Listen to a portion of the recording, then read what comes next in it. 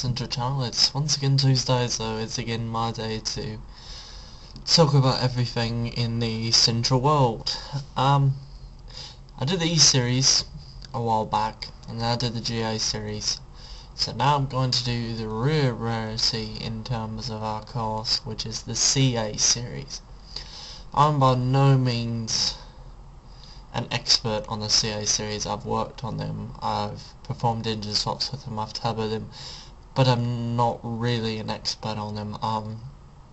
If you have really in-depth questions about the CA series, specifically in a Sentra or in a Pulsar, I'll suggest you talk to Boost Boy, which is Boost underscore Boy. He's on Nissan forums and Nico Club.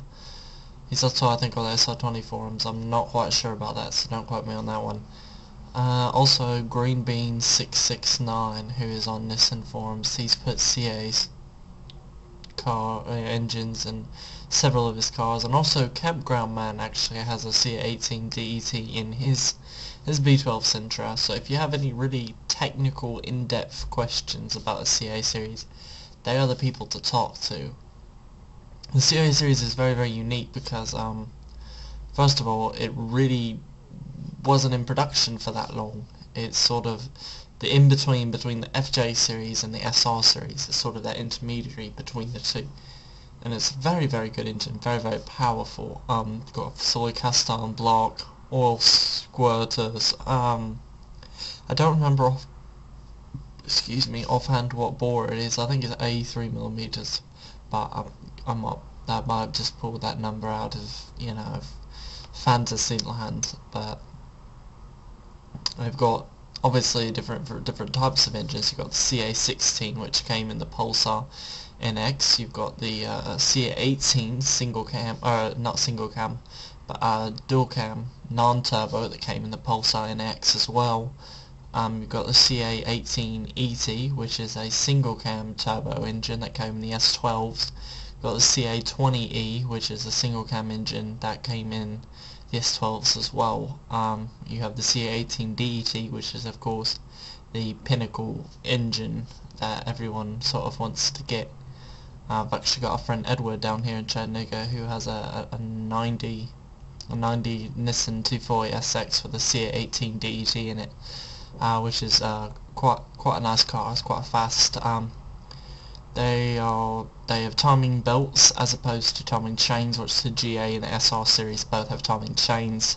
The E series had a timing belt as well, so both the E series and the CA series are timing belts. It's a non-interference engine, meaning that the cam is not directly over valve. It's got I'm not really sure what it uses to push down on the valves, but it's a non-interference engine, so if your timing belt does snap, you don't have to worry about bending valves or anything like that. But you do have to worry about, I believe, snapping cams and other fun things like that. Obviously the GA series is an interference engine, as is the KA series. I'm trying to think what else really there is to talk about. CA18 parts are not necessarily readily available, and they aren't really that easy to find, especially the naturally aspirated engines. Stock CA18 DET came with a T25 turbo. Ironically, it's not as good of a turbo as on the SR20s. It's a lower AR rating on it, but it spools much quicker, I think, because of it. But the top boost is not there. CA series transmissions, I think, are pretty much on their own. You really can't, use a GA series or an E series transmission to mate up with them. So that's just a little bit about the CA series. Like I said, if you have very serious questions, or you've got issues with your engine in particular, you probably want to talk. If it's a turbo engine, I suggest totally you talk with Boost Boy. He's turboed a lot of B12s with CA18 DETs in them. He knows all there is to know in terms of problems with boost engines.